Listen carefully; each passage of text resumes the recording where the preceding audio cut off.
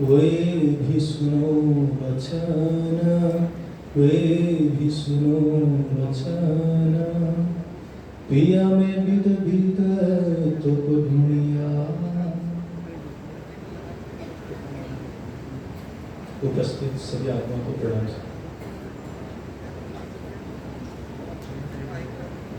लगभग 50 से 60 वर्ष पहले यदि हम इसी भूमि में यदि अपने आप को देखते हैं तो मुझे लगता है कि हमारे घर में जिस बिजली के द्वारा जो प्रकाश आ रही होती है आज के दिन में, वो 50 से 60 साल पहले नहीं था। हर किसी के घर में वो मिट्टी का दिया जलता था, उसी प्रकाश में हम अध्ययन करते थे, उसी प्रकाश में माँ खाना बनाया करते थे। उस प्रकाश का भी महत्व था क्योंकि उस समय में, उस घनघोर अंधकार में वो सहायक थे। लेकिन आज के इस दिन में यदि उसी मिट्टी के तेल की उस दिया को हमारे अपने बच्चों को दिखा दिया जाए तो वो कहेंगे कि इस दिया से मैं क्या करूँ, क्योंकि आज उस प्रकाश से अत्यंत तेज, 100 गुना तेज हमारे पास बल्ब है, जिसके द्वारा आज उस दिए का महत्व नहीं रह गया। जिस समय आप खुद के अंदर अंधकार को महसूस कर पाएंगे, जिस समय आप स्वयं को पूर्णतया से अकेलेपन महसूस कर पाएंगे, तब जाकर हम किसी के खोज करने के लिए इच्छा करेंगे। आज हम सिर्फ बाहरी ओर की ओर ढूंढते हैं कि कहीं कोई मिल जाए जिससे हमारा जीवन पूर्णतया से अच्छा हो जाए। कोई जीवन साथी के रूप में अपने सगे को ढूंढते हैं, कोई अपने परिवार में ही नाते गोते को ढूंढते हैं। लेकिन वो जो संबंध हम ढूंढ रहे हैं, जिस संबंध के पीछे हम लगे हुए हैं, वो कितने समय के लिए रहेगा ये हमें भी विदित है।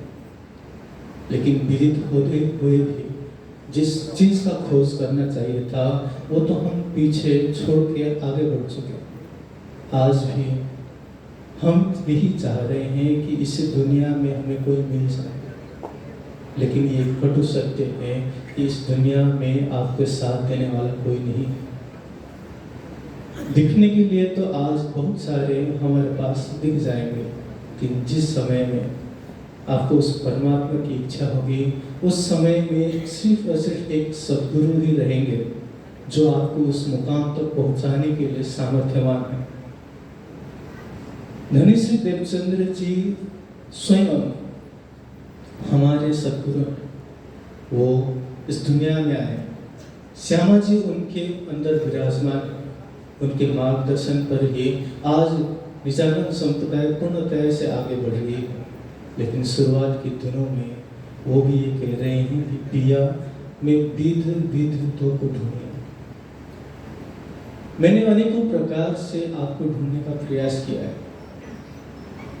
एक 11 साल का बच्चा स्वयं ये पूछता है कि मैं कौन हूँ, मैं कहाँ से आया हूँ, मुझे जाना कहाँ पे। एक 11 साल के लड़के को ये प्रश्न करने की आवश्यकता है क्यों पड़ी? आज जब हम 40 या 50 साल की उम्र हो चुके हैं, फिर भी आज दिन तक ये प्रश्न हमारे मन में, दिमाग में नहीं। आज भी हम यही ढूंढते फिरते हैं कि कहाँ पे सुख और आनंद की उस झलक मिल जाए, चाहे वो प्रवचन के नाम पे ही क्यों ना, लेकिन हम उस सुख और आनंद को बाहरी वृत्ति के रूप में ही ढूंढते हैं। आंतरिक रूप से ढूंढने वाला तो उस दुख और कष्ट को सहन करते हुए आगे बढ़ने की कोशिश करे, लेकिन दुख और कष्ट सहन करने की इच्छा करने वाले भी बहुत सारे में नहीं आते, बहुत कम होते। अभी अभी यहाँ पे कीर्तन गाया जा रहा था कि दुख रे प्यारे मेरे प्राण को सोमित छुड़ क्यों कर जाए। इंद्रावती की आत्मा ये कह पा रही है कि मुझे दुख प्रेम से भी पूर्णतया प्यारा है। अब वो चाहती है कि उस दुख का सहन करते हुए मैं उस परमात्मा को प्राप्त करूं, और उन्होंने उस परमात्मा को अर्थात स्वयं राज्य श्यामा जी को भी अपने धाम हृदय में विराजमान किया। दुख वही सहन कर पाती है जो उस पिया को पहचान करने की इच्छा रखती है। हम जब यहाँ पे देखते हैं पिया में विदु विदु तो कुल्होनिया, शुरुआत के इसी शब्द में यहाँ पे दिखा दे रहा है कि पिया करके यहाँ पे शब्द कहा गया है।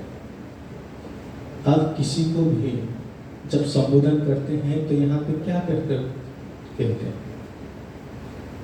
जिस प्रकार का संबंध है उसी प्रकार का वचन आप कहेंगे। भाई होंगे, बहनें होंगे, आपकी पत्नी होगी या पति देव होंगे। आज श्यामा जी की जो आत्मा है स्वयं वो कह रही है कि पिया मैं तुमको ढूंढ रही हूँ। मैं कोई परपुरुष को नहीं ढूंढ रही हूँ जो मैं कहूँ कि हे परम पिता परमात्मा में तुझे ढूंढना रहा। संसार के लोग तो परमात्मा को क्या कहते हैं? पिता के रूप में भी कहते हैं। लेकिन आज हमें ये जात होना चाहिए कि एक आत्मा होने के नाते हम कभी कभार स्वयं राज्य को प्रभु के नाम से संबोधित करते हैं। कभी उसको ईश्वर कहते हैं तो कभी परमेश्वर कह देते हैं। लेकिन जब भाव पूर्णतया से राज्य के प्रति सखी भाव ना हो तब तक हमें आत्मिक भाव से हम उस परात्म के भाव तक नहीं पहुंच सकते। तब तक हम आत्मा से जुड़ते हुए उस परमात्मा से नहीं जुड़ सकते, क्योंकि हम सिर्फ बाहरी रूप से ही उसको पुकार रहे हैं कि हे प्रभु मुझे ये दिला दो। लेकिन यहाँ पे धनी सिद्ध देवचंद जी जब ढूंढने के लिए भी निकलते हैं तो ढूंढने के लिए सर्वप्रथम पिया करके पुकार रहे हैं कि पिया मैं तुम्हें ढूंढने के लिए निकल रहे हूँ। ढूंढने का तरीका मुझे पता नहीं है, मैं कैसे ढूंढूंगी ये भी मुझे पता नहीं। जब रेगिस्तान की उस धरती पर पहला कदम रखा होगा तब उनको ये विदित नहीं था कि मैं ध्यान साधना करूं या मैं कौन सा ग्रंथ पढ़ूं या किस साधु संत के पास जाकर मैं बैठूं जिसके कारण से मुझे तुम प्राप्त हो। लेकिन एक तड़प है कि मुझे ढूंढना है। और जिसने ये ठान लिया, जिसने ये जान लिया कि मुझे परमात्मा की प्राप्ति करना है, तब जाकर स्वयं वहां पे परमात्मा उसकी उंगली लेकर चलते हैं। लेकिन आज चलने से पहले ही जब हम प्रश्न करने लग जाते हैं, आज जो नौजवान पीढ़ी है वो नौजवान पीढ़ी ये प्रश्न कर लेता है कि कहीं जो मैं अपना रहा हूँ कहीं गलत तो नहीं है।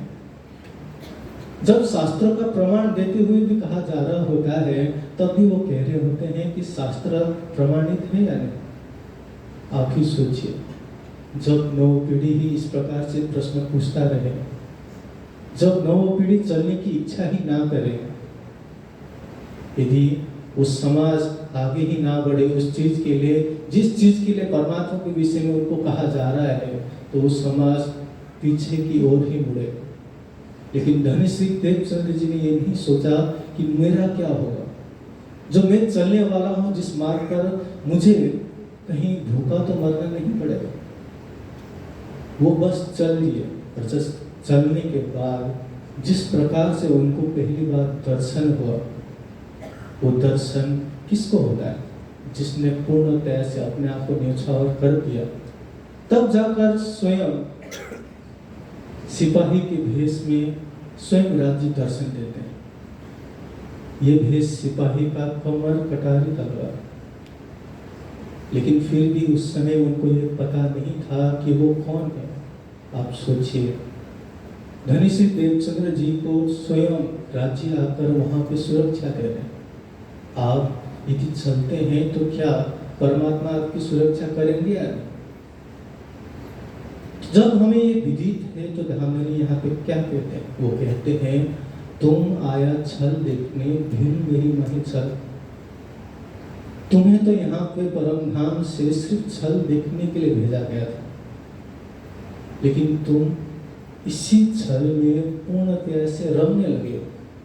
तुम अपने आप को इसी संसार के मानने लगे हो। कोई आकर तुम्हें ये कहता है कि आओ सुंदर साजी, अब परम धाम जाने का समय हो गया है। तुम इस संसार के नहीं हो, तुम जीव नहीं हो, तुम ईश्वरी नहीं हो, तुम तो बेहद मंदिर से भी परे की वो आत्मा। लेकिन हम सोचते हैं कि नहीं, जो कह रहे हैं कहीं इनको फायदा तो नहीं है। जो ये कह रहे हैं क्या ये सत्य है? तब जाकर हम वहीं पर रह जाते हैं।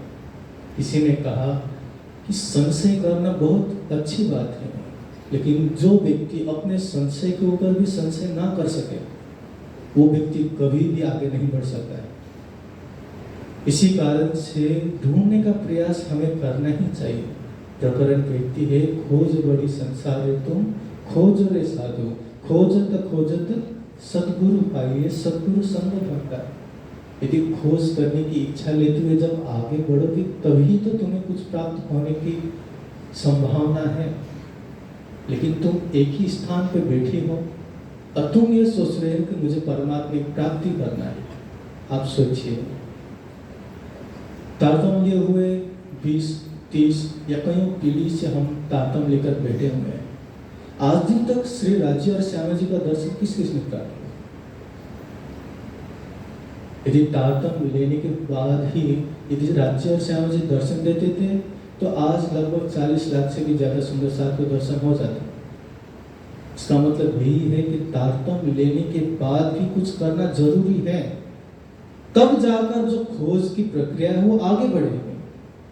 आपको अभी एंट्री प्राप्त हुई है, आपको मंजिल प्राप्त नहीं हुआ है।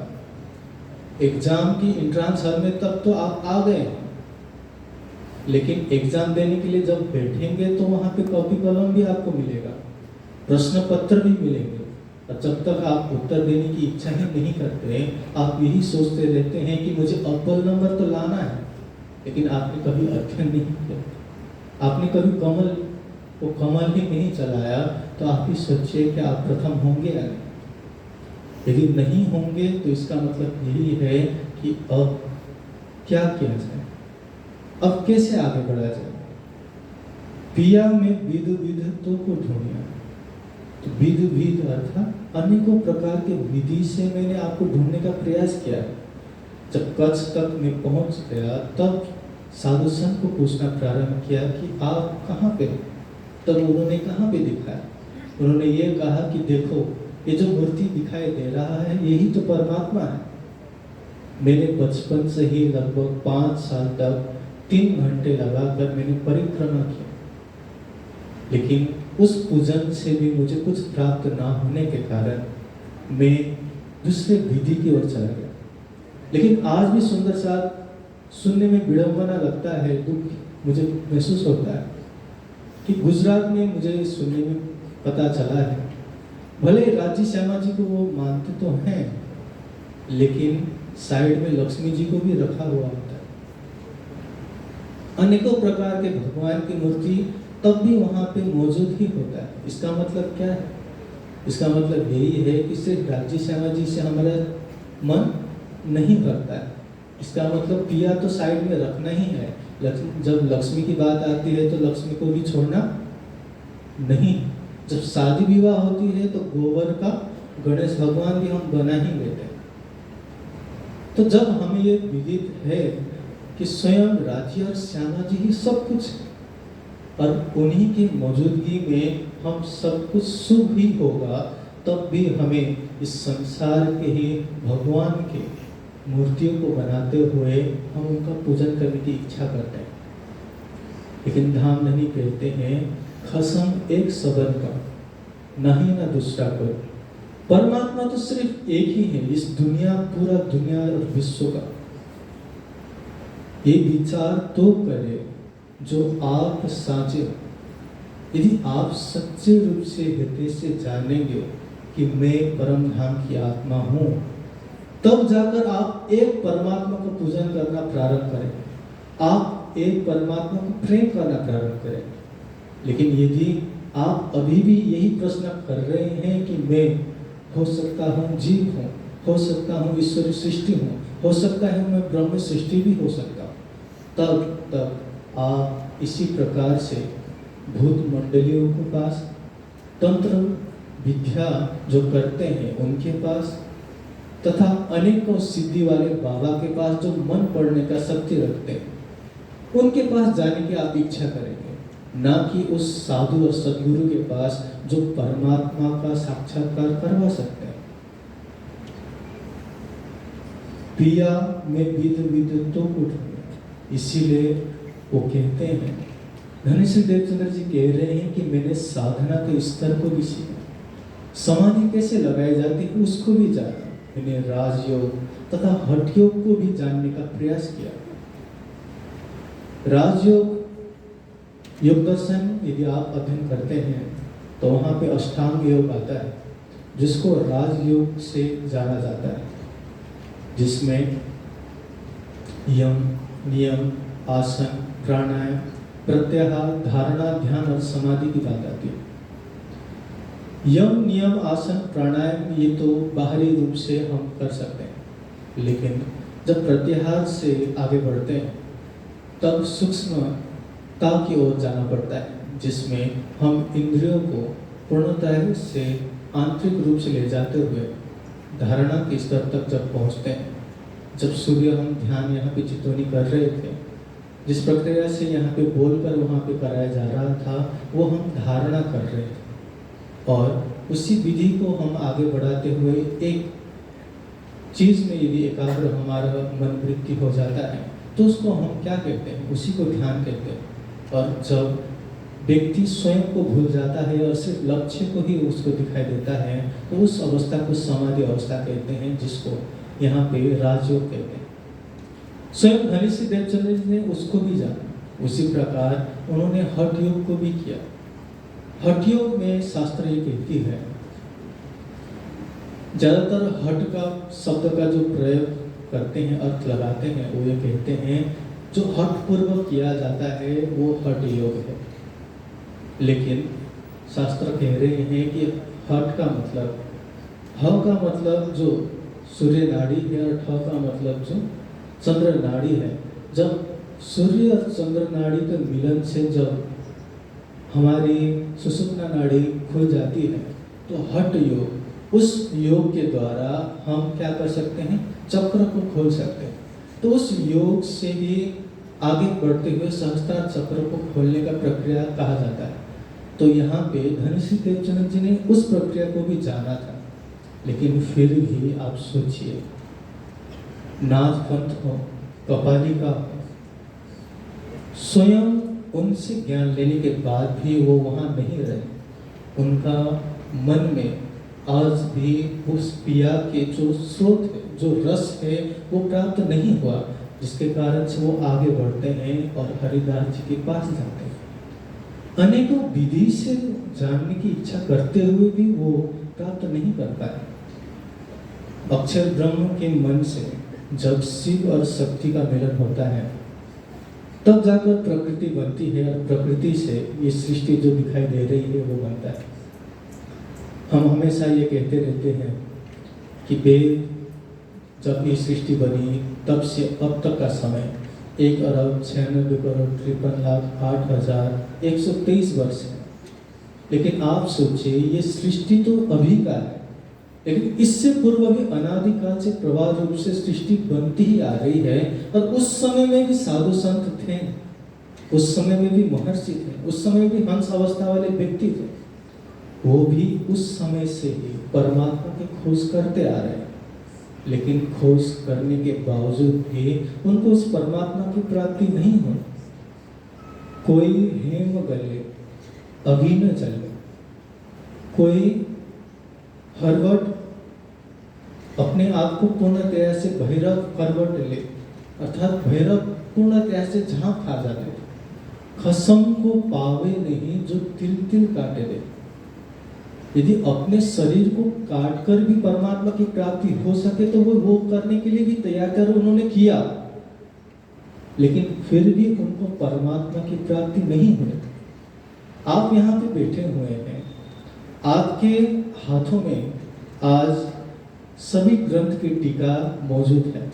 स्वामी जी के नेतृत्व में तथा ज्ञानपीठ परिवार के सहायता से तथा श्रेष्ठ भैया के लिए अत्यंत महत्वपूर्ण भूमिका इसमें है।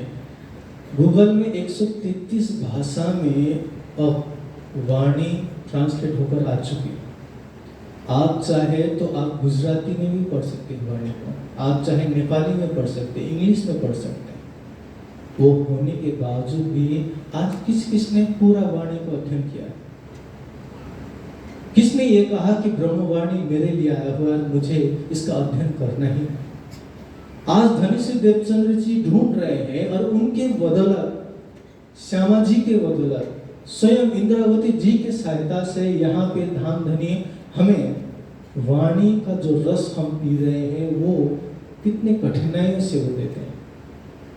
लेकिन उनके इस पुरुषार्थ के बाद भी जब हम यहाँ पे भीड़ तो इकट्ठा कर लेते हैं, आपको तो पता ही है, सब लोग यह आजकल कहने लगे हैं क्वांटिटी मैटर नहीं करता, क्वालिटी मैटर करता है। उसी प्रकार से भीड़ कितने आए हुए वो महत्वपूर्ण नहीं है, भीड़ में कितने लोग हैं जो सच में ब्रह्मवाणी का श्रवण करने के लिए यहाँ पे आए। भीड़ में कितने लोग हैं सच में ज्ञानपीठ आकर मुझे सेवा करना है, उस हिसाब से आए। यदि मन में वो भाव है तब आप सही दिशा पर आगे बढ़ रहे हैं।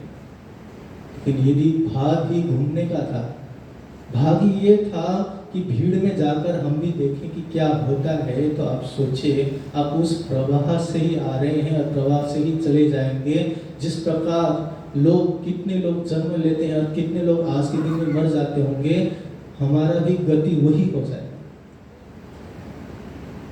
पिया में विद विद तो को दुनिया छोड़ धंधा सब, और मैंने सब कुछ छोड़ दिया। घर के जो धंधा हम कहते हैं, जब स्वामी जी यहाँ पे कहते हैं कि सुंदर साथ जी हमें चित्तौनी करना चाहिए, सिर्फ दिन के 1 घंटा भी क्यों ना हो, यदि आप 1 घंटा भी दे सके। हमारे बहाना क्या होता है, हम तो गृहस्थ हैं, हम तो घर में रहते हैं, जिसके कारण से हमारे पास समय रहता ही नहीं। जब इस प्रकार के वचन हम कहते हैं तो आप सोचिए, एक 16 साल का जब धनी श्री देवचंद्र जी जब निकलते हैं, उनके मन में भी तो इच्छा होनी चाहिए थे कि दोस्त के साथ मैं खेलूं, गप्पे लड़ाऊं, थोड़ा सा कुछ खा लूं। लेकिन वो त्यागने के बाद ही तो उनको कुछ प्राप्त हुआ। आज हम ये कह तो देते हैं कि परमात्मा की प्राप्ति के लिए सिर्फ परमात्मा का पूजन करना चाहिए। काफी लोग गले में प्रमाण लेकर भी चलते हैं कि देखिए मैं तो कंठी लगा कर चल रही हूँ और चल रहा हूँ, जिसके कारण से मैं एक परमात्मा का पूजन करता हूँ। लेकिन दिल से आप सोचिए, पूजन का मतलब ये नहीं होता है कि हम वस्त्र धारण कर लें, ये नहीं होता है कि हम कंठी धारण कर लें। सिर्फ और सिर्फ अगरबत्ती जलाना ही किसी का पूजन नहीं होता है। यदि आप माया को बारंबार मन में याद करते ही जा रहे हैं, यहीं बैठे बैठे भी आज आप अपने पोते को घर में याद करते हैं, आज आप यहाँ बैठे बैठे ही अपने घर की दशा को देखने का प्रयास करते हैं, तो इसका मतलब मन आपके माया को पूज रही है। लेकिन आप घर में रहते रहते भी यदि ज्ञानपीठ को याद कर रहे हैं, ज्ञानपीठ में परमात्मा राज्य और श्यामा जी की क्या बात हो रही है उसको याद करने का प्रयास कर रहे हैं, तो माया में रहते हुए भी आप किसका जप कर रहे हैं, आप परमात्मा को याद कर रहे हैं। तो इसीलिए घर और धंधा की विषय बाहरी रूप से यहाँ पे नहीं कहा जा रहा है, वो कहा जा रहा है कि आप अपने दिल से किस प्रकार से इस माया को छोड़ पा रहे हैं। लोग घर बार को तो त्याग देते हैं, लेकिन घर बार को नहीं त्याग। आश्रम में सिर्फ आकर बैठने से कोई महात्मा नहीं बन जाता है, घर में ही रहते हुए भी कोई साधु संत बन जाता है। लेकिन बात यही है, माहौल मिलता है आश्रमों में। आश्रमों में ये अवश्य है कि हम अपने सद्गुरु के सानिध्यता में जल्द से जल्द आगे बढ़ सकते हैं। इसी कारण से धंधा को छोड़ने के विषय में यहाँ कहा गया है, छोड़ धंधा सब। और जिस प्रकार से ब्रज में गोपियों ने 2 बजे जब वो उठते थे कृष्ण जी को देखने की इच्छा से, लेकिन धंधा तो उन्होंने कभी छोड़ा नहीं, अपने कार्य तो उन्होंने कभी छोड़ा नहीं था, लेकिन फिर भी कृष्ण जी उनके दिल में हमेशा समाये हुए थे। उसी प्रकार से आज यदि हम इस मायावी जगत में रहते रहते माया का कार्य भी करते हैं, क्योंकि मजबूरी है, लेकिन उस मजबूरी में भी यदि राज्य और श्यामा जी को पल पल याद करने का प्रयास यदि हम करें, तब जाकर हम उस परीक्षा में उत्तीर्ण हो सकते हैं।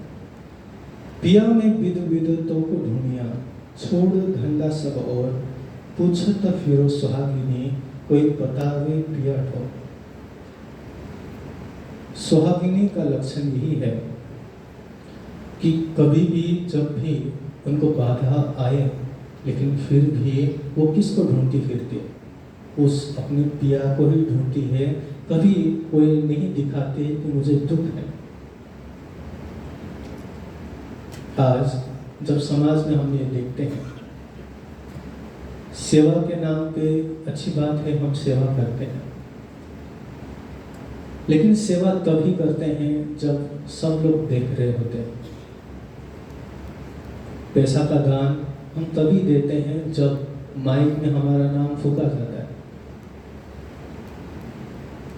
हम सेवा के नाम पर वहां पे प्रदर्शनी कर रहे हैं, और उस प्रदर्शनी का लाभ अवश्य मिलता है कि हमें प्रतिष्ठा, अर्थात सब आपको पुकारेंगे कि आप कितने अच्छे हैं, लेकिन आंतरिक रूप से वहां पे अब सूखापन आ जाएगा। वहां पे आपको पिया का रस मिलने वाला नहीं, क्योंकि वो क्या है, रसों का भी रस है। लेकिन जब आप माया का ही प्रतिष्ठा चाह रहे हैं, लेकिन धामदानी कहते हैं मार प्रतिष्ठा पेजारो जो दगा देते बीचता है। लेकिन आज बड़े बड़े लोग जो ज्ञानी भी हो गए हैं, उनको भी सम्मान की इच्छा खाती, और जब तक सम्मान की इच्छा रह जाती है, इसका मतलब अहंकार है, और अहंकार जब तक है तब तक परमात्मा आपके दिल में नहीं समा सकते। साधन वाणी से परे जो साधु संत की वाणी है, वो भी कहते हैं जब हरि है मैं नहीं, और जब मैं हूँ हरि नहीं। जब इस प्रकार से यहाँ पे सुनने को मिलता है कि यदि आदिनारायण को भी दिल में बसाना है तो अहंकार को त्यागना पड़ेगा, तब आप तो स्वयं जो हद पार बेहद है, बेहद पार अक्षर पार वतन है जागे इंद्र, उस धाम के धनी को दिल में बसाना चाहते हैं जो प्रेम का स्वरूप है। आप सोचिए, आप यदि अहंकार से युक्त हैं तो आप कैसे उसको बढ़ा पाएंगे? तो इसीलिए धनी श्री देवचंद्र जी ने सब कुछ कार्य किया। श्यामा जी के हृदय धाम में स्वयं छरातीत आकर विराजमान हो जाते हैं। जब भागवत सुनने के लिए जब वो बैठे हुए हैं, 14 साल बीत चुका है, लेकिन 14 साल में इतना निष्ठावत होकर वो सुन रहे हैं, तब जाकर वहाँ पे परीक्षा की घड़ी आती है। परीक्षा में जब उत्तीर्ण होते हैं, जब वो अपने शरीर को नहीं देखते, जब स्वयं के इस संसार से जुड़ी हुई वस्तु को नहीं देखते, तब जाकर दिल में स्वयं राज्य समा जाते हैं। इस कारण से पूछत फिरो सुहागिनी, वो स्वयं अब धनी श्री देवचंद्र जी सबको पूछ रहे हैं कि कैसे मुझे परमात्मा मिलेंगे। सुहागिनी की बात हो रही थी। सुहागिन कौन है? सुहागिन आत्म क्यों की बतन पार के पार, वो सुहागिन है जो परम धाम से आई हुई है, और यहाँ पे जो भी ब्रह्म सृष्टि का दावा लेती है वो सुहागिन है। यदि जब तक हम स्वयं का दावा नहीं लें, जब तक हम अपने अहंकार में उस परम धाम की सुहागिनी का वो अहंकार पूर्ण नहीं करते हैं, तब तक हम चित्तवनी में भी नहीं बैठ सकते। यदि जीव की स्थिति से हम ध्यान करेंगे तो राज्य को हम किस हिसाब से देखेंगे हमें सब विदित है, लेकिन जब ब्रह्म सृष्टि के भाव से हम देखना प्रारंभ करेंगे, तब वहाँ पे सिर्फ और सिर्फ सुहागिन और सुहाग का ही एक संबंध रह जाएगा। तब जाकर धामधनी कहते हैं देख तू निस्बत, तू निस्बत को देखने का प्रयास कर, और जिस दिन संबंध का पता चल गया उसी दिन से तू चित्तवनी में आगे बढ़ जाएगी, तो उसके साथ संबंध बना लेगी, और उसके बाद तो कभी पीछे मुड़कर देखने वाले नहीं है। पूछो तो फिर सुहागिनी कोई बतावे पिया ठोर, और धनी श्री देवचंद्र जी उस ठोर के विषय में पूछ रहे हैं। आज यहाँ पे हम पूछेंगे, यहाँ जितने भी सुंदर साथ जी आए हैं, आप ये बता दीजिए कि परम धाम कहाँ पे है? तो आप तुरंत कह देंगे कि परम धाम तो अक्षरधाम से थोड़े से परे। आप ये कह देंगे कि योगमाया के ब्रह्मांड से थोड़े ऊपर है। इस 14 लोक के ब्रह्मांड में है या नहीं? आप कहेंगे कि नहीं, इस 14 लोक के ब्रह्मांड में नहीं है। लेकिन अब अंतिम प्रश्न ये पूछे कि आप परम धाम क्यों नहीं जा रहे? तो यहाँ पे आपके प्रश्न अब उत्तर होगा या नहीं? उसी उत्तर के बदौलत ही हम परम धाम पहुँचेंगे। तो इस प्रश्न का उत्तर आपको ढूंढना है सुंदर साहब जी। मेरा समय पूर्ण होता है। बोले श्री प्राणनाथ प्यारे की चौपाई दोहराएंगे। पिया में विद विद तो ढूंढिया, छोड़ धंधा सब और, पूछत फिरो सुहागिनी, कोई बतावे पिया ठोर, कोई बतावे पिया